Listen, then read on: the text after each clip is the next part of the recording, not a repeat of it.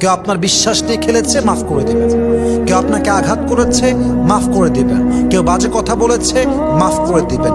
কেউ আপনাকে আপনার হক নষ্ট করে দিয়েছে, মাফ করে দিবেন। মাফি হচ্ছে পৃথিবীর সবচেয়ে পাওয়ারফুল একটা হিল ফিলিংস দেয় আপনাকে, একটা পিস ফিলিংস দেয় আপনাকে।